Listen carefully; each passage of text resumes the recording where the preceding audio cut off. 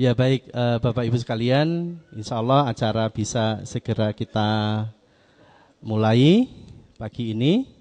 Acara talkshow ini insya Allah akan dipandu oleh host kita, dengan beliau Bapak Heru Willy dan bintang tamu kita pagi ini Abang Teguh Wisnu ya, insya Allah.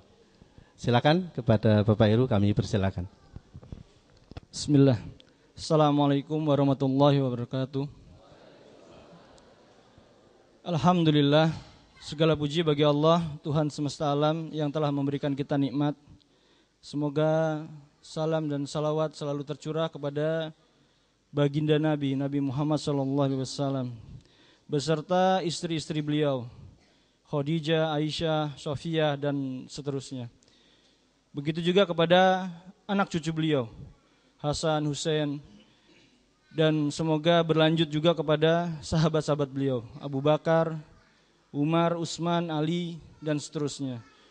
Dan semoga bersambung pula kepada kita, kepada orang-orang yang mencoba mengikuti sunnah-sunnah beliau. Semoga Allah wafatkan kita dalam kondisi di atas sunnah, di atas Islam, di atas jalan yang hak, dan mendapatkan syafaat dari beliau. Alhamdulillah, saya mewakili Takmir Masjid Aisyah, calon Pondok Khadijah, untuk membawakan acara ini yang insya Allah telah hadir di samping kita seorang tamu spesial yang masya Allah. Sebelumnya saya mohon maaf karena saya tidak terbiasa jadi host ini. Pertama-tama saya ucapkan terima kasih kepada para rekan-rekan yang hadir hari ini, baik yang perempuan maupun yang laki-laki. Saya ucapkan terima kasih, semoga Allah membalas kesungguhan atau keinginan bapak-bapak atau ibu-ibu di sini. Seperti biasa mungkin saya perlu kenalkan diri saya dulu, bagi mungkin yang belum kenal gitu ya. Yang jelas saya bukan Tengku Wisnu. Saya adalah Heru, Heru manajer dari Ngerembel Asri. Yang masya Allah hari ini kita kedatangan yang saya mungkin tidak perlu perkenalkan. Beliau ini adalah tidak asing di mata kita. Beliau adalah Tengku Wisnu, yang insya Allah akan menceritakan cerita cinta beliau. Cerita cinta apa nih gitu kan? Setahu ana beliau udah menemukan cintanya nih kayaknya gitu. Cuman kalau kita lihat lagi sekarang masya Allah tampilannya berubah ini, masya Allah. Nah, ini mungkin beliau bisa cerita sehingga menambah motivasi kita untuk memahami bagaimana Islam, bagaimana sunnah, agar waktunya ini singkat dan beliau yang banyak menceritakan. Silakan waktu dan tempat, Ustaz Fadl. Bismillahirrahmanirrahim. Assalamualaikum warahmatullahi wabarakatuh. Alhamdulillah, wassalatu wassalamu ala rasulillah wa ala alihi wassahbihi ajma'in. Alhamdulillah, terima kasih ya Mas Heru atas undangannya ke sini. Bisa ketemu dengan saudara-saudariku di sini ya. Ini daerah Gunung Pati ya? Gunung Pati, betul. Benar Bang. Ya. Alhamdulillah, saya senang sekali nih bisa ketemu sama saudara-saudariku di sini. Mohon maaf, tadi kita jadwal jam berapa harusnya? Jam 6 Bang. Jam 6 ya? Iya Bang. Afwan banget nih, saya minta maaf karena apa? Tadi memang ada beberapa hal yang memang saya habis dari sini harus ke tempat Fatimah Zahra. Habis itu saya langsung ke bandara. Jadi memang harus packing dulu barang-barang tadi. Afwan ya, tadi teman-teman panitia juga udah nungguin saya gitu. Saya juga minta maaf sebesar-besarnya. Tapi insyaallah mudah-mudahan tidak mengurangi sesuatu hal apapun ya, insyaallah ya. Baik, saudara-saudariku, kehadiran di sini saya juga bingung. Kemarin saya ngobrol sama Ustaz Jazuli gitu kan. Ustaz Jazuli ini suka bercanda nih. Beliau bilang, gimana Ustaz? Dia manggil anak gitu kan, Ustaz jangan gitu dong, bukan Ustaz nanti kita bilang gitu. Enggak, antum besok jadi ngobrol tentang hari ini. Enggak Ustaz, besok maksudnya hari ini. Ana tuh hanya sharing saja, sharing tentang ya perjalanan, mungkin banyak orang bilang perjalanan hijrahnya Teguh Wisnu gitu. Nah, Ana mungkin sedikit menceritakan tentang itu gitu, sharing tentang itu. Karena apa? Mudah-mudahan semuanya bisa mengambil hikmahnya lah. Semuanya bisa mengambil pelajaran dari apa yang ana pelajari, apa yang ana jalani, apa yang ana lalui gitu insyaallah. Tapi bukan berarti ketika ana di sini ana menjadi seorang ustadz, bukan. Karena seorang ustadz adalah orang yang mempunyai ilmu, sedangkan ana adalah hamba Allah yang masih belajar sampai sekarang. Ana bukan seorang ustadz karena di Indonesia itu gampang sekali orang dipanggil ustadz. Ana juga bingung. Jadi ketika sudah berjenggot dibilang ustadz. Kenapa? Banyak orang juga yang berjenggot tapi bukan ustadz gitu kan. Salah satunya ana gitu. Jadi ketika ada beberapa hal ya, ana sering diundang nih Mas Heru. Diundang beberapa tempat kajian-kajian, ana langsung bilang kayak gini, ada ustadznya enggak? Lah antum apa? Ana bukan ustadz. Ana bukan ustadz. Ana adalah mungkin pendampingnya ustadz dalam arti seperti Mas Heru, jadi menjadi host. Tapi kalau misal beberapa kampus yang mengundang ana langsung bilang, ana bukan memberikan tausiah ya, ana bilang gitu ya.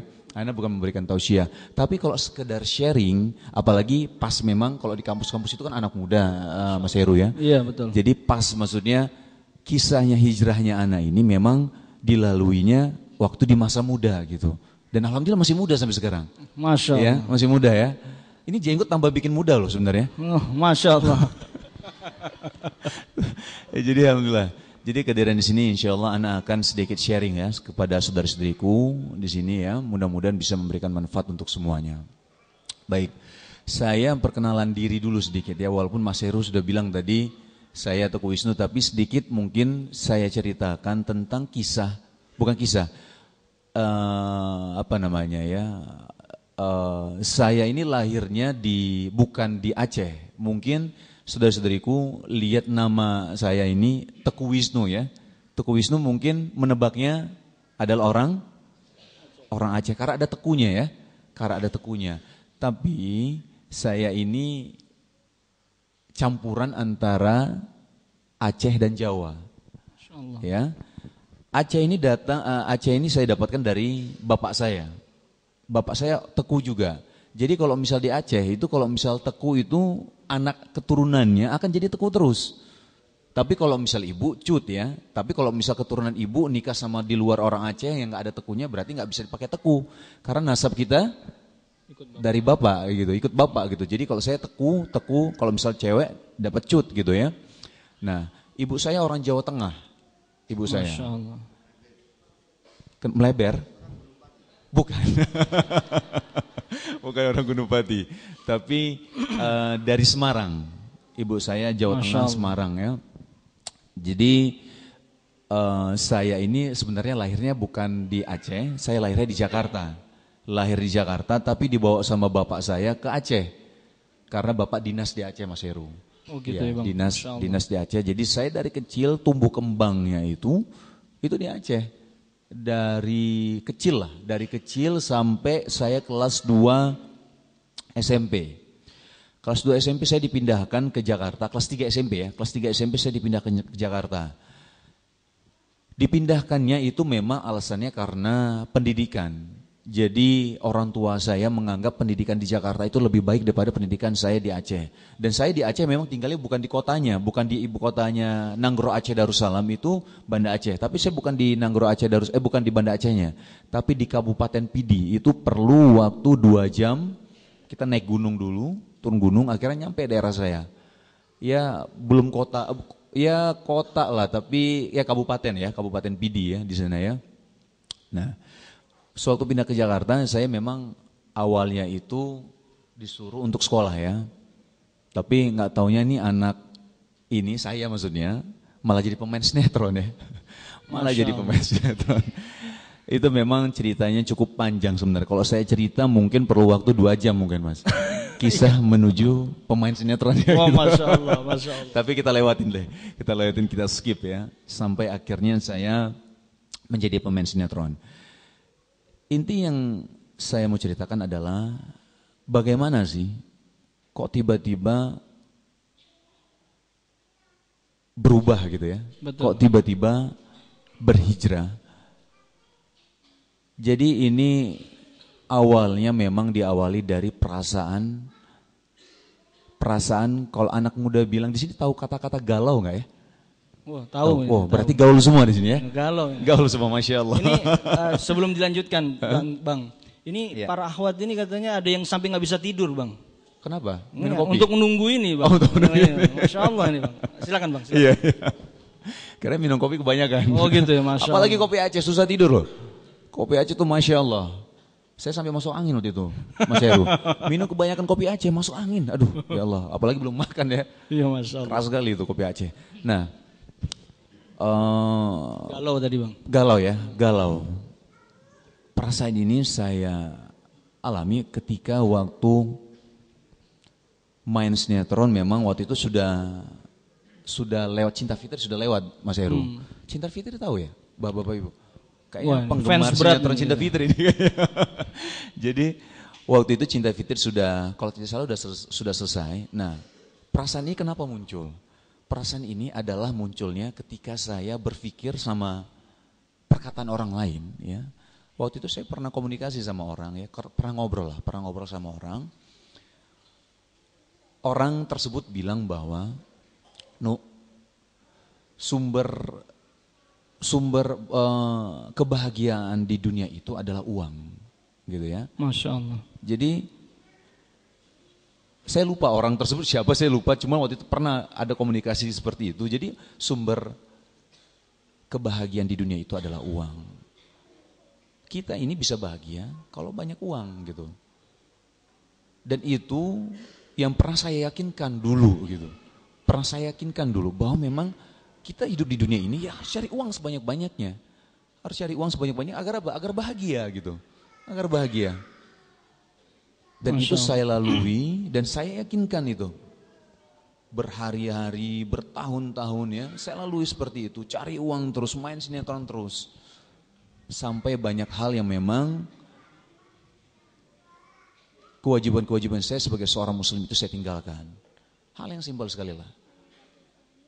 Misalkan dulu waktu saya di Aceh, setidak-tidaknya seminggu sekali saya sama teman-teman ya, waktu masih kecil di sana, SD, SMP, saya ngaji sama teman-teman di sana di Aceh, gitu ya. Tapi ketika di Jakarta, jangankan ngaji, sholat saja saya tinggalkan. Masya Allah. Sholat saja saya tinggalkan. Dan ini terus menerus, akhirnya saya di titik yang namanya saya merasakan kegalauan tingkat tinggi. Kegalauan tingkat tinggi, benar. Di sini saya bingung, kenapa sih ya? Saya cari uang, alhamdulillah waktu itu dapat. Uang dibilang banyak, bukannya nggak ada maksud untuk sombong ya. Uang waktu itu banyak, juga iya. Dibilang kalau misalnya bahagia, kasih uang untuk orang tua. Kasih uang untuk orang tua, ngebahagiain orang tua dengan materi. Masya Allah. Iya juga saya mencoba untuk seperti itu. Tapi kenapa ketika saya pulang kerja, pulang sinetron, saya sampai rumah, saya bingung gitu. Kok saya ngerasain gak ada perasaan bahagia ya? Kok perasaan saya hampa? Kok galau seperti ini? Kata orang-orang, dan saya yakinkan itu, kalau banyak uang, kita akan bahagia. Tapi kok saya gak ngerasain itu gitu? Kenapa saya gak ngerasain itu? Setelah saya pikir-pikir, saya jadi membandingkan kehidupan waktu di tingkat kegalauan itu dengan kehidupan saya waktu di Aceh. Waktu SD sama SMP, waktu saya di Aceh, saya bahagia kok sama teman-teman saya, seneng saya, nggak ada namanya perasaan-perasaan galau kok gitu. Kenapa? Saya langsung membandingkan, oh ternyata waktu di Aceh itu, walaupun ya bandel-bandelnya anak kecil lah ya, bandel-bandelnya anak kecil SD SMP lah gitu ya. Walaupun saya nggak bisa menghasilkan uang sendiri, walaupun saya harus kalau misalnya dapat uang itu minta uang sama orang tua, tapi saya merasakan kebahagiaan di sana. Ternyata setelah saya banding-bandingkan adalah waktu di sana, waktu di Aceh, banyak sekali, bukan ada unsur-unsur agama yang memang ditanamkan untuk kehidupan saya waktu di Aceh gitu. Ngaji, ya, sholat jamaah sama teman-teman, naik gunung sama para ustad. Kita di sana naik gunung, atau ustad-ustad di Aceh galau-galau juga tuh, main bola, ya, naik gunung itu ustadznya masih muda gitu, yang saya kenal waktu di sana tuh masih muda juga. Tapi saya bahagia di sana. Nah ini yang saya bandingkan ketika saya di Jakarta. Saya bisa menghasilkan uang sendiri. Saya bisa mendapatkan uang yang cukup banyak waktu itu. Tapi saya tidak merasakan kebahagiaan. Nah ini saya bandingkan. Ternyata nilai agama yang selama ini yang ditanamkan waktu saya masih di Aceh, itu hilang sama sekali ketika saya di Jakarta. Nilai agamanya hilang.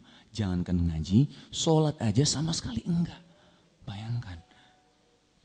Masya Allah. Ini jadi akumulasi kemaksiatan yang semakin bertumpuk. Numpuk, akhirnya timbullah perasaan ini. Karena fitrahnya manusia itu ingin jadi baik. Betul. Fitrah manusia ingin jadi baik. Dulu saya ingat banget tuh, teman-teman jahil ya, waktu dulu. Kalau ngobrol, nanti kita nikahnya sama ini ya, cewek yang berjilbab, gitu ya, berhijab yang syar'i, harus baik. Kenapa seperti itu? Padahal waktu itu kita dulu bandel gitu. Kenapa seperti itu? Karena fitrah manusia ingin jadi baik.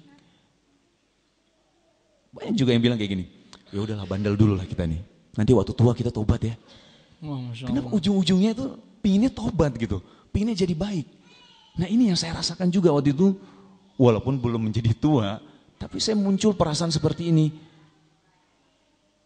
Itu menurut saya karena munculnya perasaan, maksudnya akumulasi kemaksiatan yang menumpuk, akhirnya muncullah perasaan ini.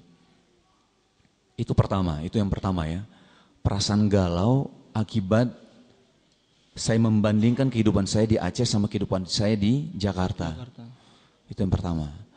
Yang kedua adalah munculnya perasaan takut mati yang berlebihan waktu itu. Berlebihan sekali. Saya sampai mengira, ya Allah kalau saya mati dalam keadaan jahil seperti ini, kalau saya mati dipanggil oleh-Mu ya Allah, dalam keadaan maksiat seperti ini, apakah saya sanggup dengan siksaan-Mu? Apa saya sanggup dengan azab-Mu? Saya nggak sanggup, saya nggak mungkin sanggup. Di situ sempat ada komunikasi juga ya, ada perbincangan tentang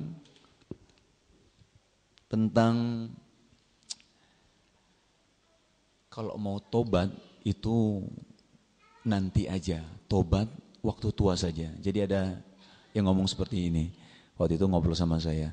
Jadi komunikasi ini muncul ketika gini Mas, waktu saya ini kan pernah mencoba untuk bertobat ya, mencoba untuk berhijrah, kembali ke jalan Allah.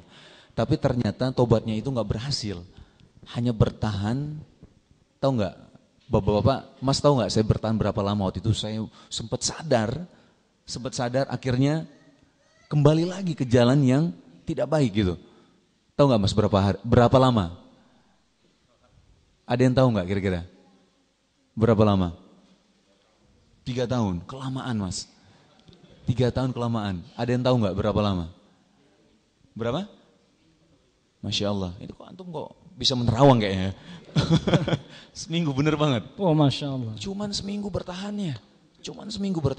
Dan ini berkali-kali seperti itu. Jadi saya kembali sadar nih ya, balik lagi ke lembah kemaksiatan, sadar lagi, balik lagi. Nanti muncul lagi perasaan galau, balik lagi. Kayak gitu aja terus gitu.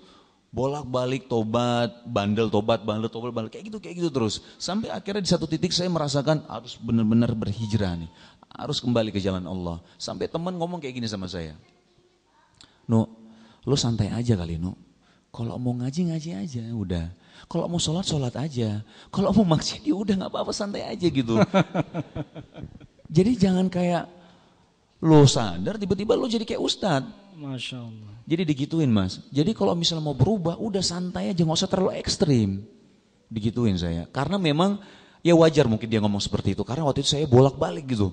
Tobat kembali, tobat balik seperti itu. Sampai digituin saya sama teman saya. Itu cukup jelek juga untuk saya. Sampai saya merasakan, aduh wajar aja dia ngomong kayak gitu. Dia ngelihat perubahan saya juga setengah-setengah gitu kan. Tapi saya meyakinkan, enggak, saya harus sekarang juga nih, enggak boleh nanti lagi, enggak boleh setengah-setengah juga gitu ya. Dan ada juga yang bilang, No, ini masa muda ya. Mungkin ini juga pernah dikatakan kepada bapak-bapak atau ibu-ibu. Jadi ada yang bilang masa muda ya, masa muda itu apalagi punya uang, udah gunakan untuk senang-senang aja dulu. Untuk foya-foya aja dulu, kan punya uang, ya kan? Nanti waktu tua, nanti umur 40 tahun, nanti waktu punya anak cucu, itu baru bertobat gitu, baru kembali ke jalan Allah. Karena apa? Alasannya waktu itu ini. Alasannya karena ketika kalau misal dari muda nggak pernah yang namanya melakukan kemaksiatan, nanti waktu tuanya nanti pengen maksiat katanya. Tapi kalau misal dari muda kita sudah maksiat, nanti udah tua udah punya anak cucu, udah bosen ya? Udah bosen sama yang namanya maksiat. Katanya seperti itu. Dan waktu itu saya Mas Heru hampir mengiyakan. Maksudnya dalam arti meyakinkan benar juga ya. Secara logika memang benar. Coba Mas Heru, saya pernah waktu itu makan sushi suka banget. Keseringan mabuk sushi saya. Mabuk sushi, akhirnya jadi enak. Aduh gak mau makan. Jadi kalau dipikir-pikir secara logika, benar juga ya. Apa lakuin kemaksiatan aja dulu waktu muda. Nanti waktu tua udah bosan kita sama yang namanya maksiat. Tapi kalau dari muda gak pernah yang namanya maksiat, gimana ya maksiat ya rasanya ya. Malah kepingin. Nanti waktu punya cucu malah pingin maksiat katanya seperti itu gitu. Masya Allah. Udah santai aja udah gitu katanya kan. Hampir saya terlena tuh. Dengan logika seperti itu. Tapi sekarang pertanyaan saudara-saudariku adalah kalau dia menghitung bahwa nanti umur 40 tahun aja lah baru tobat, nanti punya cucu baru tobat. Cuman pertanyaannya kira-kira saya ini umurnya sekarang ada yang bisa tebak umur saya berapa? Berapa umur saya? Berapa? Mas, yang tadi pintar menerawang tadi. Berapa umur saya? Berapa? Wah, antum sadis antum. Masa anak 35 masih muda kayak gini? Mungkin fansnya yang belakang ini gimana nih? Berapa ada yang? Berapa? Antum lebih sadis lagi. Masa anak dibilang 40, anak pulang deh mendingan. Anak 30 tahun. Oh, Masya Allah. Anak umur 30 tahun. Masih imut-imut ya? Sudah ditebak. Jadi anak umur 30 tahun. Kalau misal kita memperkirakan ya, seperti teman saya tadi bilang, udah umur 40 tahun aja nanti tobatnya gitu. 10 tahun lagi masih ada waktu untuk bermain-main, untuk bermaksiat katanya. Cuma pertanyaannya adalah, kira-kira ada yang bisa menebak nggak umur seorang Teguh Wisnu bisa mencapai nanti umur 40 tahun? Ada yang bisa menebak?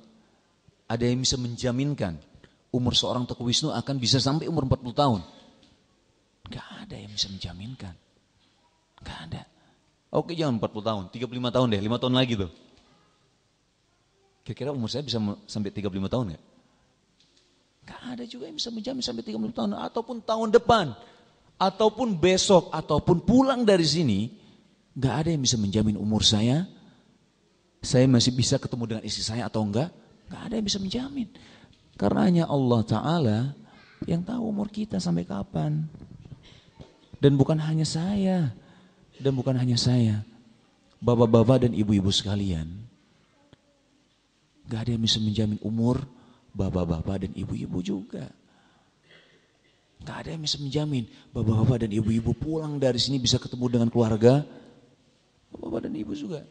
Belum tentu kita pulang dari sini kita bisa memeluk keluarga kita bisa memeluk orang tua kita bisa memeluk orang-orang tersayang kita, belum tentu. Karena Allah Ta'ala yang tahu umur kita sampai kapan. Bisa jadi pulang dari sini kita meninggal, bisa jadi. Inilah salah satu hal yang terbesar yang membuat saya benar-benar punya keinginan terkuat untuk berhijrah. Karena gak ada yang tahu umur saya bisa sampai 40 tahun kah, 35 tahun kah, 31 tahun kah, atau besok gak ada yang tahu. Gak ada yang tahu. Inilah keinginan terkuat saya yang membuat saya akhirnya berkeinginan untuk berhijrah, untuk kembali ke jalan Allah Ta'ala. Itu alasan kedua kenapa saya akhirnya berniat untuk berhijrah. Cuman keinginan terkuat ini memang agak sedikit dilema juga. Dilemanya apa? Dilemanya adalah ketika saya muncul perasaan yang namanya kira-kira kalau saya tobat, hijrah, kira-kira kembali nggak ke jalan yang seperti dulu? Karena kan kayak waktu itu kan, kayak yang saya ceritain tadi bahwa saya ini tobatnya kayak tobat sambal gitu. Jadi tobat bandel lagi, tobat bandel lagi, tobat bandel lagi, kayak gitu terus gitu. Ternyata setelah saya perhatikan, salah satu faktor yang sangat-sangat menentukan adalah ketika waktu itu saya tobat kembali lagi, saya tobat kembali lagi, adalah faktor pergaulan. Faktor pergaulan itu penting banget. Ketika saya sudah mulai untuk kembali, untuk mulai sholat, untuk mulai ngaji, ketemu sama teman-teman yang suka maksiat, susahnya minta ampun ternyata. Susahnya minta ampun, kembali lagi ternyata ke lembah kemaksiatan. Seperti itu terus. Seperti itu terus.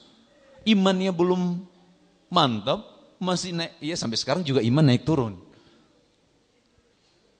Tapi kalau misalnya ketemu imannya lagi turun, ketemu sama teman-teman yang suka maksiat yang dulu, balik lagi. Ini apalagi setelah saya baca satu hadis di mana Rasulullah SAW bersabda yang maknanya seseorang akan mencocoki kebiasaan teman karibnya. Oleh karenanya perhatikanlah siapa yang akan menjadi teman karib kalian. Hadis riwayat Ahmad. Seseorang akan mencocoki kebiasaan teman karibnya. Oleh karenanya perhatikanlah siapa yang akan menjadi teman karib kalian. Saya mencoba untuk berubah, main lagi sama tukang-tukang maksiat. Mencocoki lagi sama teman-teman yang maksiat. Seperti itu. Kayak gitu terus. Dan akhirnya di satu titik saya sadar gitu, bahwa ini gak boleh gini. Baru mencoba untuk berhijrah, mainnya sama teman-teman yang suka maksiat. Balik lagi seperti itu. Ada juga satu hadis, mungkin Mas Heru juga bapak-bapak ibu-ibu juga di sini tahu ya. Kalau misalnya kita ibarat main sama teman yang baik itu, perumpamannya main sama tukang minyak wangi kan? Betul, sahih.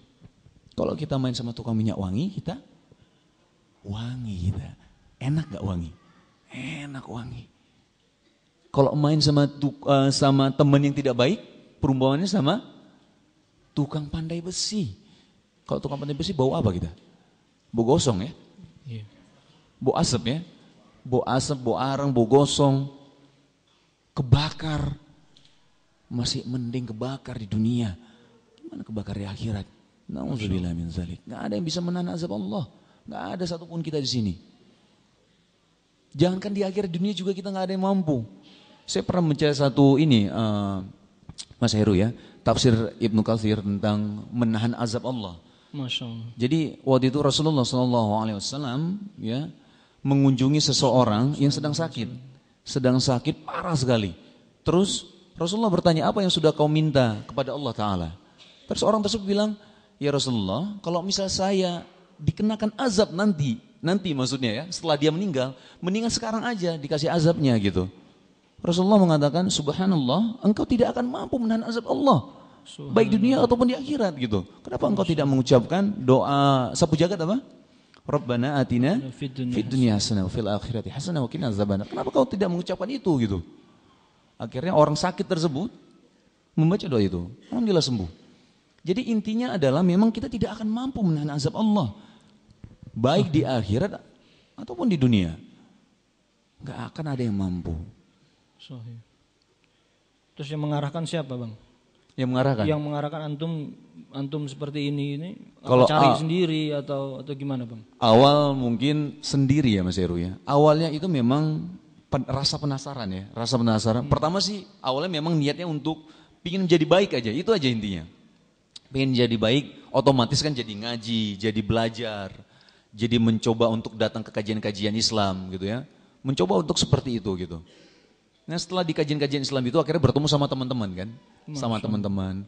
Saya itu nggak tahu dulu tuh, ngelihat kalau misalnya datang ke kajian, terus semua kan jadi memang jadi balik lagi perumpamaan jadi ya, perumpamaan main sama tukang minyak wangi kita akan jadi wangi. Jadi saya memang sengaja datang ke kajian untuk ketemu sama teman-teman yang baik gitu. Oh gitu ya. Iya, jadi memang saya sengaja. Saya sampai di media sosial itu jadi sok kenal sama orang-orang. Siapa ya ustadz saya sapa gitu. Assalamualaikum Ustaz. Siapa nih salaman gitu kan. Saya ketemu sama siapa gitu. Saya salaman. Saya bilang, kalau ada kajian ajak saya ya gitu ya. Oh ya ada, akhi.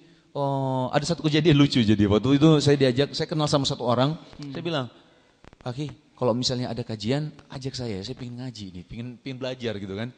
Oh iya boleh. Akhirnya diajak ke satu kajiannya di rumah. Kajian di rumah. Akhirnya semangat saya kan. Datang ke kajian tersebut, waktu datang ke rumah tersebut, teman yang ajak saya itu nelfon saya, kasih tahu WhatsAppin saya. Akhi, afwan, Anda nggak bisa hadir. Jadi saya ngapain kesini gitu? Saya kan belum kenal sama siapapun di situ kan, di rumah tersebut gitu. Akhi, gimana? Anda nggak kenal sama tuan rumahnya juga? Nggak apa-apa, antum datang aja. Aduh, antum gimana sih? Gitu. Jadi Anda datang, ya untungnya memang, alhamdulillah ya, ada beberapa yang pecinta sinetron juga di situ. Jadi Islam juga, mereka tapi kaget gitu loh. Mas Wisnu kok kesasar apa gimana nih? Kesasar apa gimana nih? Saya bilang ya alhamdulillah saya dikasih tahu sama ada namanya A Indra ya. Bilang dikasih tahu A Indra untuk datang ke sini ada kajian katanya. Oh iya Mas, silakan Mas gitu. Akhirnya dari situ Masya Allah memang jadi ketemu sama saudara-saudara saya yang lain gitu ya. Akhirnya banyak lagi datang ke kajian-kajian yang lain. Masya Allah. Nah ini kajiannya kan sekali datang atau banyak varian? Ini kan banyak pilihan kajian, Bang. Kenapa abang milih yang kayak teroris gini nih, yang berjenggot? Apa yang buat teroris? Iya kan? Ini kan kalau orang lihat ini kan, wah ini Tengku Wisnu jangan-jangan ini sudah terkena ISIS nih, jenggotan, cingkrang kan gitu bang? Bukan ISIS, saya GAM. Oh GAM ya? Bukan canda. Pernyataan ya? Enggak. Ini direkam lagi bahaya nih. Enggak ya. Bercanda enggak. Jadi memang permasalahannya gini. Jadi waktu awal-awal saya kan ikut banyak kajian sebenarnya. Sampai sekarang juga saya seperti itu Bang, Mas Heru ya. Ikut kajian banyak sekali sebenarnya memang. Tapi memang yang membuat saya nyaman adalah ketika saya beberapa di kajian-kajian tersebut, saya datang di satu kajian yang di mana ketika ustadznya menyampaikan hal apapun itu disertakan dengan dalil. Dalil ya? Disertakan dengan dalil ya, dengan hadis yang sahih ataupun ayat-ayat Al-Quran gitu ya. Ada referensinya maksudnya gitu ya? Ada referensinya. Jadi dari sini kan saya jadi tahu, oh kenapa saya harus ngelakuin itu? Ya karena ada dalilnya, karena ada anjuran dari Rasulullah SAW ataupun ada perintah dari Allah Ta'ala. Allahu Akbar. Saya dulu sempat bingung Bang, jadi waktu ketika ada seorang ustadz yang menyuruh saya kayak gini, kamu harus kayak gini biar bisa seperti ini. Terus saya tanya, misalkan pertanyaannya adalah, kenapa ustadz saya harus melakukan ini? Ya lakuin aja, itu kan baik gitu kan. Iya. Tapi kenapa saya harus lakuin? Udah lakuin aja gitu. Kan jadi bingung gitu saya. Nggak menjelaskan saya gitu. Jadi tapi tetap waktu itu saya lakuin karena disuruh ustadz gitu kan. Disuruh ustadz ya betul. Cuman pertanyaannya akhirnya setelah saya belajar terus, akhirnya saya menyadari kalau saya kayak gini terus, jadi nanti saya berarti diperintah sama manusia dong. Diperintah sama ustadz itu manusia bukan? Manusia kan? Jadi ketika saya tanya sama ustadz, itu kan haknya saya. Ustadz afwan, kenapa saya harus kayak gini? Ya udah lakuin aja gitu. Kan nggak menjawab rasa penasaran saya. Tapi ketika Ustadz kenapa saya harus ngelakuin ini? Ya gitu karena ada anjuran dari Rasulullah SAW. Ada hadisnya ini gitu. Ada ayat Al-Qur'annya ini gitu kan. Jadi kalau dari situ kan jelas. Oh gitu ya. Oh iya ya. Jadi ada perintah dari pusat gitu ya? Ada perintah dari pusatnya gitu kan. Ada perintahnya. Dan saya semakin sadar ketika waktu itu ada Ustadz yang menjelaskan kepada saya bahwa amalan itu akan diterima oleh Allah Ta'ala ketika kita ada dua hal kan. Mungkin di sini juga tahu. Yang pertama, ikhlas. Yang kedua, ittiba. Yaitu sesuai dengan anjuran Rasulullah SAW. Salam Muhammad. Ini kayaknya udah pantas jadi ustadz ini, Masya Allah. Bukan. Jangan. Syekh. Masya Allah. Ini hostnya mati kutu ini udah gak bisa apa-apa ini udah deh. Jadi kayak gitu memang. Jadi semakin saya sadar, oh ternyata amalan yang akan diterima oleh Allah. Pertama ketika kita ikhlas, kedua adalah ittiba, sesuai dengan anjuran Rasulullah SAW. Jadi kalau nggak ada anjurannya, kenapa kita lakuin? Nah dari situ akhirnya saya jadi penasaran belajar terus. Oke. Jadi saya mulai ketika ada suatu hal, saya tanya, Ustaz dalilnya apa Ustaz ya? Disampaikan, oh dalilnya ini bang gitu, ini segala macam. Oh gitu ya. Jadi semakin penasaran, semakin ingin belajar terus. Jadi kalau misalnya ada beberapa kajian memang, saya sampai sekarang masih ikut beberapa kajian ya, Mas Heru ya. Tapi memang yang membuat saya nyaman adalah kajian yang dimana disertai dengan dalil gitu. Ada hadisnya, ada ayatnya, perintah dari Allah Ta'ala gitu. Jadi alhamdulillah itu membuat saya semakin yakin, semakin mantap. Dan ketika saya memberitahukan kepada orang terdekat saya, misalkan orang tua saya, istri saya sekarang kritis bang. Masya Allah. Kritis. Ketika saya bilang, sayang kamu gak boleh kayak gitu. Dalilnya apa? Wah, ngeri. Oh kamu udah main dalilan sama aku gitu. Iya kalau gak ada dalil buat apa aku ngikutin gitu katanya. Masya Allah. Bagus ini kan. Suatu apa namanya? Peningkatan untuk istri saya. Betul. Istri saya dulu ketika bilang, aku nggak mau kayak gini. Jadi menurut logikanya dia gitu. Menurut logikanya dia. Sekarang kalau misal kita bilang, kalau kita pakai logika kita masing-masing, berapa orang kepala orang di bumi ini dan punya logika masing-masing, pasti berbeda. Pasti kebanyakan berbeda. Logikanya bapak sama logika saya mungkin bisa berbeda. Logikanya Mas Heru sama saya mungkin bisa berbeda. Sekarang kita berpikirnya sekarang dari apa berarti? Dari dalilnya gitu kan? Dari hukumnya gitu ya? Dari hukumnya. Jadi dalilnya memang sudah jelas gitu. Dari hadis yang sahih, dari ayat Al-Quran, dari Al-Quran gitu memang sudah jelas sekali gitu. Jadi ketika sekarang saya sama istri, ada hal apapun, istri sekarang nanya, Mas Heru. Masya Allah. Sayang kamu gak boleh kayak gini. Loh dalilnya apa sayang katanya. Masya ini hadisnya ini. Loh aku juga punya hadis ini. Ngeri juga. Ini sahih gak? Sahih. Ini lihat kamu lihat nih. Oh iya. Kadang-kadang saya yang jadi sadar malah dapat ilmu dari istri gitu. Masya Allah. Nah ini nikmatnya belajar. Nikmatnya ilmu syar'i. Nikmat, bahagia kita belajar. Kita tuntut ilmu syar'i itu, Masya Allah bahagia. Dan memang ilmu itu begitu mulia Mas Heru kan? Iya. Ya Rasulullah SAW bersabda yang maknanya, seseorang yang keluar untuk menuntut ilmu, maka Allah akan mudahkan jalannya menuju surga. Allah. Bayangkan tuntut ilmu, kita dimudahkan Allah untuk jalan kita menuju surga. Ilmu apa nih bang? Ilmu sinetron apa? Bukan, ilmu acting. Ilmu syar'i. Ilmu syar'i. Ilmu agama Islam. Yang menuntun kita insya Allah menuju surganya Allah Ta'ala. Masya Allah. Jadi di sini saya sama istri akhirnya berlomba-lomba untuk belajar terus dan menemukan kebahagiaannya di situ. Dan ada seorang ustadz mengatakan, kalau tidak salah Ustadz Nuzul pernah mengatakan bahwa memang Anda ingin bahagia, ya Anda belajar ilmu syar'i, Anda akan menemukan kebahagiaan tersebut. Dan saudara-saudariku, saya merasakan itu. Ketika saya tuntut ilmu syar'i, belajar ilmu syar'i, saya merasakan kebahagiaan itu. Karena apa? Hal yang sangat simpel sekali. Contoh misalnya, Mas Heru pernah kerja nggak? Iya. Pernah kerja sama orang nggak? Kalau kerja sama orang nggak bang? Kerja sama iya bang. Kerja sama pernah. Oke. Iya. Yang pernah kerja di sini siapa? Semuanya jadi pegawai. Semuanya? Oh semua pegawai di sini. Masya Allah. Hampir semua bang. Hampir semua ya. Hampir semua. Contoh sini ya. Seorang pegawai, antum semua ini kerja nggak digaji, ya, nggak digaji. Tapi cuma bilang antum dapat pahala, tapi nggak digaji nih ya. Dengan antum digaji 10 kali lipat, kira-kira semangatan yang mana untuk bekerja? Mas Heru tolong dinaikin 10 kali lipat ya. Siap bang. 10 tahun lagi bang. Semangatan mana? Semangatan yang digaji kan? Iya, itu bang. manusiawi sekali.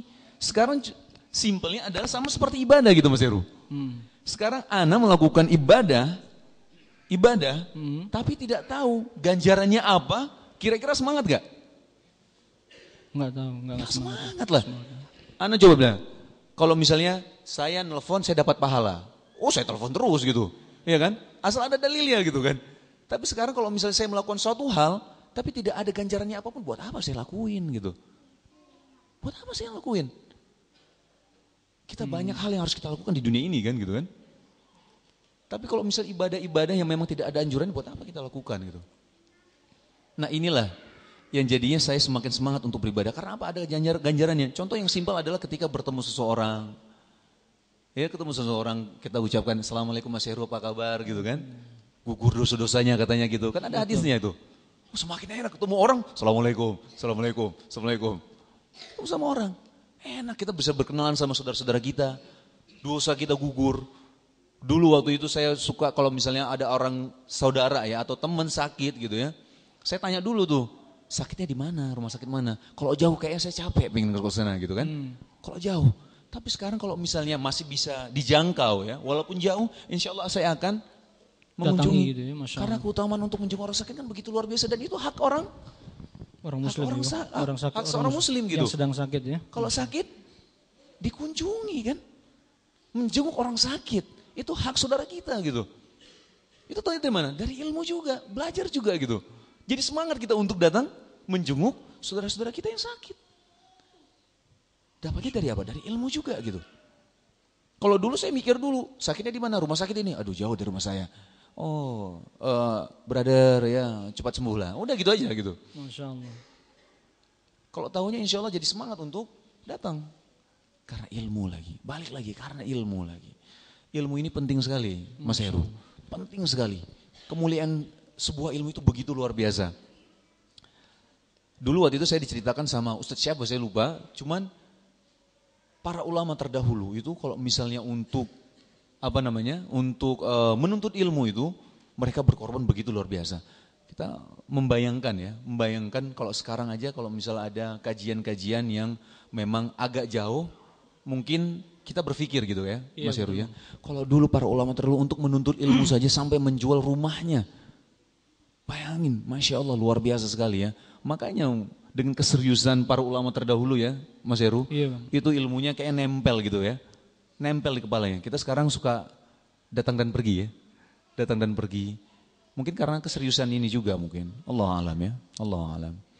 Berarti dengan ngaji ini jadi makin bahagia Bang ya. Walaupun mungkin jenggot gini ada yang sinis enggak Bang? Jenggot ya. Berarti Abang pakai jenggot bahagia nih berarti nih. Pakai jenggot bahagia.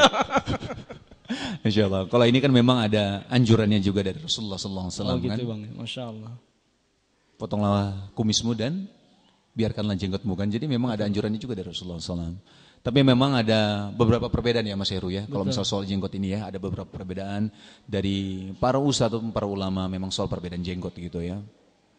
Jadi memang balik lagi adalah mungkin awal ketika saya berjenggot sih memang banyak sekali serangan bertubi-tubi mungkin. Serangan bertubi-tubi dari beberapa orang-orang di media sosial terutama ya, terutama di media sosial ngatain ya hewan lah ya Mas ya. Iya Masya Allah ya. Ngatain ini, ngatain itu, ngatain teroris dan ngatain udah tua. Masa muka imut-imut kayak gini bilang tua kan? Aneh. Betul Bang, karena dulu anak ngelihat antum itu dulu ganteng Bang. Sekarang lebih ganteng ya? Sekarang lebih ganteng Masya Allah. Antum kayak istri saya. Istri saya juga bilang gitu. Anak ya ketebak Allah. nih kayaknya. Istri juga ya sempat ngobrol ya.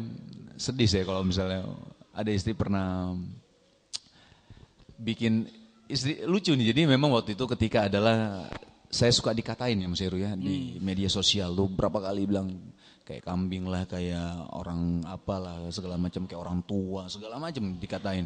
Saya alhamdulillah maksudnya nggak mau terlalu nanggapin orang-orang seperti itulah ya. Mungkin karena balik lagi mungkin mereka belum tahu ilmunya gitu kan. Mereka belum tahu kenapa saya seperti ini. Betul. Gitu kan. Jadi kalau saya menjelaskan dari media sosial kayaknya nggak etis karena akan panjang lebar gitu. Karena nggak akan yang ada jadinya perdebatan, sedangkan di dalam Islam itu kan dilarang kan berdebat kan. Betul. Tapi istri saya ini iya, ya nggak tahan tuh istri saya malah akhirnya istri saya yang berkomentar gitu yang kan. Menjawab gitu ya. Menjawab gitu.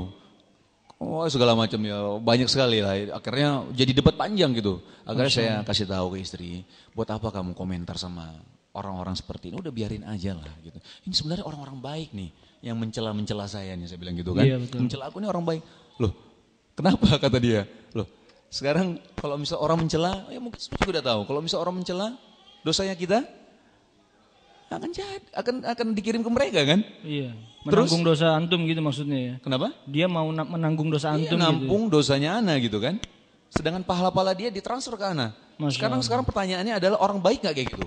Dosa baik. Kita mau ditampung, pahala dia mau dikirim ke kita. Orang baik gak? Wah baik banget ya, Masya Allah. Orang baik. Ayo semua gitu ya, katain Tengku Wisnu semua. Ini perlu baik. ini, Masya Allah. Jadi ketika ada yang mencela seperti itu, saya bilang sama istri, sayang, orang-orang seperti ini orang baik. Jadi kalau misalnya udah dia kayak gini, silakan mengucapkan alhamdulillah, terima kasih udah mencela saya. Masya Allah. Kan yang dikatakan orang bangkrut kan seperti ini kan? Iya nggak? Betul. Orang bangkrut seperti ini. Dia pahala, sholat, zakat, puasa, banyak sekali pahala-pahalanya.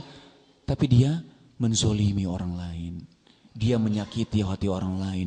Dia melukai perasaan orang lain. Orang yang bangkrut ini. Masya Allah ya. Sayang kan sia-sia saja. Dan ini adalah orang-orang baik yang mencela ini. Saya bilang terima kasih. Jazakallah khair. Masya Allah.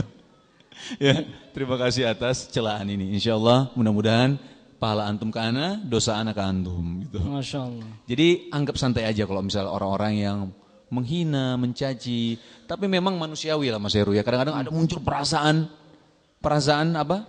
Perasaan marah, perasaan kecewa. Kenapa? Karena kok saudara-saudara kita orang yang mengatai sih kadang-kadang orang yang berkerudung juga Mas. Gitu ya. Orang sampai istri saya itu nanya gitu. Sayang yang mirisnya itu kenapa orang yang berkerudung juga menghina kamu gitu. Betul. Ya udahlah biarin aja ini orang baik juga. Masya Allah. Akhirnya alhamdulillah sekarang istri semakin ya proses ya Mas Heru ya. Sama seperti saya dulu juga waktu belajar juga butuh proses gitu. Jadi semakin mengerti lah. Balik lagi karena apa? Karena kita tahu ilmunya gitu. Kita tahu ilmunya. Alhamdulillah Mas Heru. Masya Allah. Masya Allah. Ini jadi ini pengalaman Tengku Wisnu di dalam beragama itu seperti tadi ya, Masya Allah bisa kita kumpulkan ini. Jadi siapa tahu kita juga punya teman-teman baik yang di sana yang suka ngomongin kita ya. Sikap kita cukup gitu aja ya. Terima kasih sudah mentransfer pahala gitu ya. Masya Allah. Dan doakan Mas Heru. Iya. Kalau kata Ustadz kan bilang didoakan. Didoakan ya, Masya Allah. Iya, Bang. Mungkin bisa nggak Bang kita buka tanya jawab gitu Bang ke rekan-rekan di sini Bang. Tapi kalau untuk kisah saya nggak apa-apa ya. Iya. Kalau misal untuk ilmu janganlah, kapasitas saya nggak ada soalnya. Oh gitu ya. Jadi untuk sharing ilmu, untuk sharing kisah saya nggak apa-apa. Kalau untuk pertanyaan-pertanyaan misalnya kayak tadi gitu kan. Berbau agama janganlah, saya nggak ada kapasitasnya untuk menjawabnya. Oh gitu ya. Oke, jadi bagi rekan-rekan yang di sini yang pingin tahu bagaimana hijrah beliau, cinta beliau ini, ya, kisah cinta beliau kepada Islam dan kepada sunnah Nabi. Mungkin bisa mengajukan pertanyaan 1, 2, atau 3 gitu mungkin. Kalau ada yang mau bertanya, asal jangan ditanya mau nikah lagi apa enggak, jangan ditanya gitu ya. Jadi yang itu di forum berbeda Mas Heru. Forum berbeda. Forum berbeda ya, Masya Allah. Jadi para ibu-ibu atau mbak-mbak pertanyaan tadi dicoret dulu, di skip dulu ya. Nah, mungkin yang bapak-bapak bisa juga bertanya, silakan. Kalau ada pertanyaan kita buka sesi tanya jawab ini. Mungkin ada? Ya, Mbak, silakan. Mungkin disampaikan aja. Assalamualaikum warahmatullahi wabarakatuh. Ini harus berdiri. Nama saya. Yang ingin saya tanyakan kepada Mas Wisnu, Mas Wisnu dan istri kan profesinya sebagai pemain sinetron, sebagai artis. Nah, dalam profesi tersebut tentunya banyak sekali kendala-kendala untuk menuju syar'i ya. Contohnya misalnya dalam sebuah adegan bersentuhan dengan yang bukan mahramnya begitu. Bagaimana Mas Wisnu cara menanggapinya seperti itu? Terima kasih. Baik, terima kasih Mbak pertanyaannya. Makanya saya udah gak mau main sinetron lagi nih. Tapi istri masih ya? Istri masih, cuman memang saya sudah bilang sama istri. Jadi balik lagi ya, di dalam rumah tangga saya memang, ini kalau cerita cukup panjang sebenarnya Mbak ya. Jadi memang semua itu kan butuh proses. Semua itu butuh proses. Ketika saya menyampaikan satu hal, ada pendapat istri yang seperti ini misalnya gitu ya. Jadi memang ada beberapa yang mungkin ada perbedaan, tapi tidak perbedaan akidah ya Mbak ya. Bukan perbedaan akidah, tapi perbedaan mungkin ranahnya memang ranah yang dia mempunyai dalil seperti ini, aku punya dalil seperti ini gitu. Tapi kalau misal dari sisi saya selalu memberitahukan bahwa ini berdasarkan saya pertanyaan dari Ustadz juga. Jadi saya bilang, Ustadz gimana kita memaksimalkan potensi yang ada di dalam diri kita untuk berdakwah. Karena seorang muslim dan muslimah itu kan wajib untuk berdakwah. Tapi sekarang bagaimana kita berdakwah? Karena orang-orang cenderung ketika berdakwah jadi ustadz gitu. ya kan? Jadi ustaz. Cuman bagaimana kapasitas kita yang bukan tidak punya ilmu, tapi yang ilmunya masih cetek sekali, bagaimana kita menjadi seorang ustaz atau ustazah gitu? Bagaimana?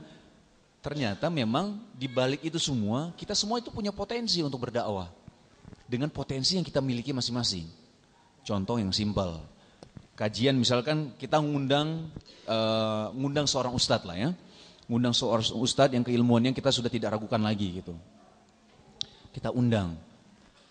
Kita termasuk dari panitia-panitia kajian tersebut. Kira-kira pertanyaannya, panitia tersebut ketika ustadz tersebut menyampaikan ilmu, akhirnya membuat orang menjadi sadar, mendapatkan hidayah, panitia tersebut mendapatkan pahala atau enggak? Pahala. Mereka berdakwah enggak kira-kira? Dakwah. Dakwah juga. Masya Allah. Jadi sebenarnya yang simpelnya adalah kita berdakwah bisa dengan cara apapun, dengan potensi yang kita miliki. Ketika kita mempunyai ilmu untuk IO gitu ya, atau mengadakan kajian-kajian, adakan kajian-kajian.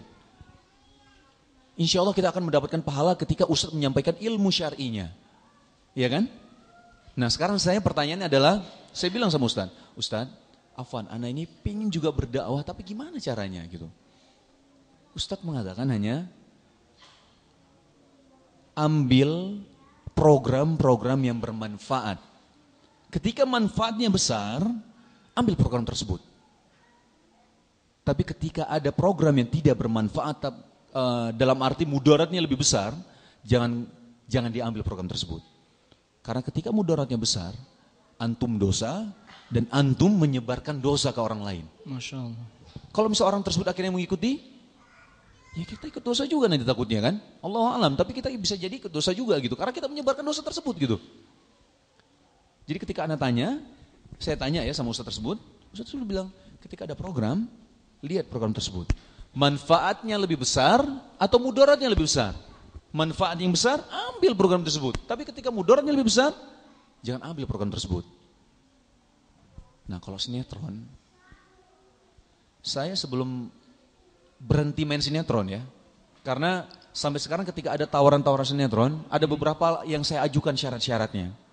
Dan sampai sekarang belum ada yang mau ya lolos. Saya ajukan seperti ini, gugur. Saya ajukan seperti ini, gugur. Ada yang bisa yang dia ACC-kan yang ini, yang poin A, poin B, ternyata poin C-nya nggak bisa di ACC-kan gitu kan. Jadi pada gugur, pada tumbang semua, nggak tahu sampai kapan gitu. Karena ternyata kita nggak bisa pungkiri Mas Heru, ranah sinetron itu suatu hal yang memang sangat besar bisa mempengaruhi masyarakat Indonesia. Betul, betul. Nggak bisa dipungkiri orang Indonesia itu masih suka nonton sinetron gitu. Dan pengaruhnya besar sekali Mas Heru. Gitu ya Bang ya. Dan saya sebelum saya sinetron terakhir saya ini, saya minta ampun kepada Allah Ta'ala. Sinetron saya ini penuh kesyirikannya besar sekali. Sinetron apa itu Bang? Ada yang tahu Raden Kian Santang nggak? Oh, ternyata fansnya banyak di sini, Masya Allah ini. Ini Raden Kian Santang ini sinetronnya, syiriknya tuh besar sekali. Tiba-tiba saya bisa hilang. Kita coba aja boleh nih. Kayaknya anak butuh ilmu itu Bang. Tiba-tiba saya bisa terbang. Masya Allah. Berkolaborasi dengan jin, mengalahkan musuh-musuh saya. Ngeri banget. Ngeri banget, tiba-tiba keluar sihir, Mas Heru bisa mental ke sana gitu. Masya Allah nih. Wah ini ternyata ada terbukti nih. Nah ini Masya Allah ini. Jadi ini kesyirikannya besar sekali. Alhamdulillah ya, alhamdulillah akhirnya sinetron itu selesai, bungkus. Alhamdulillah. Tapi ketika ada tawaran lain, yang saya perhatikan adalah itu Mas Heru. Masya Allah. Saya kasih poin-poinnya aja. Ada poin A, B, C, D, E. Silakan perhatikan, diterima atau enggak. Kalau misal enggak, ya udah kita pilih nggak ambil gitu ya, betul. Masya Allah. Jodoh. Itu untuk sinetron. Tapi kalau untuk program-program religi yang lain, ada beberapa hal yang memang sebenarnya maksudnya dilarang mungkin ya, dilarang gitu. Tapi ada beberapa yang memang sebenarnya manfaatnya besar sekali. Ada seorang ustaz yang mengatakan kalau misalnya manfaatnya besar sekali, ambil Bang. Ambil. Gitu. Sayang gitu, ilmunya itu yang disebarkan itu, memang kan balik lagi, ilmunya kan dari ustaz kan. Alhamdulillah yang program, ada satu program yang saya ambil itu rujukan untuk hadis ataupun konten-kontennya itu berdasarkan ustadz gitu. Masya Allah. Dan memang sohi manfaatnya gitu ya insya Allah sohi dan manfaatnya besar sekali. Kenapa? perubahannya dari apa Mas Heru? Dari krunya sendiri. Kru-kru yang meliput ya? Iya, krunya ada 2 orang yang akhirnya berkerudung. Oh Masya Allah. Terus krunya akhirnya jadi tahu ilmu dari ustadz tersebut juga. Kita kan ada grupnya itu kan. Iya. Disampaikan, akhirnya mereka jadi tahu. Terus ada beberapa artis yang di program tersebut jadi tahu juga. Oh nggak boleh ya kayak gini. Oh nggak boleh kayak gitu. Mereka jadi tahu gitu. Masya Allah. Jadi dia tahu jadi Mas Heru gitu. Jadi memang ada beberapa yang memang mungkin orang, loh kok diambil ya. Padahal ada ininya, ada itunya gitu. Tapi sebenarnya manfaatnya Masya Allah besar banget. Betul. Masya Allah besar banget gitu. Jadi memang balik lagi ketika saya ditawari program, baik program program untuk talk show ataupun program-program religi ataupun sinetron, saya kalau apalagi sinetron ya, kalau sinetron saya langsung kasih mengajukan syarat-syaratnya seperti ini. Gitu. Kalau misalnya nggak terima ya berarti nggak jodoh berarti. Nggak jodoh ya. Masya Allah. Jadi itu seperti yang disampaikan oleh Bang Tengku bahwa dibatasi dengan syarat-syarat sehingga menghindarkan diri beliau dengan hal-hal yang dilarang oleh Allah maupun dengan dilarang oleh Rasulullah SAW. Dan ini kita mohon maaf ternyata Bang, Ana sudah dapat lampu merah nih Bang dari dari panitia yang berikutnya. Jadi Abang sudah harus diminta untuk diantar ke sana. Jadi para ibu-ibu dan para bapak-bapak yang ada pertanyaan nanti bisa disampaikan kepada Tengku Heru ya. Nanti Ana WhatsApp-kan ke beliau ya. Kayaknya namanya harus dirubah nih biar agak-agak fansnya biar nyampe gitu ya. Masya Allah ini. Iya biar imut-imut ini Masya Allah ini. Mungkin itu yang bisa kita Bang ya, bisa kita sampaikan kepada para para hadirin yang di sini. Semoga Allah memberikan kebaikan yang banyak kepada Bang Tengku dan istri dan keluarganya, dan kepada kita semua, dan semoga Allah menjadikan kita sadar bahwa ilmu ternyata itu adalah kunci dari kebahagiaan yang sebagaimana yang Bang Tengku tadi sampaikan. Mungkin kita akhiri gitu Bang ya. Kita tutup dengan doa penutup majelis. Subhanakallah wa bihamdika asyhadu an la ilaha illa anta astaghfiruka wa atubu ilaik. Assalamualaikum warahmatullahi wabarakatuh.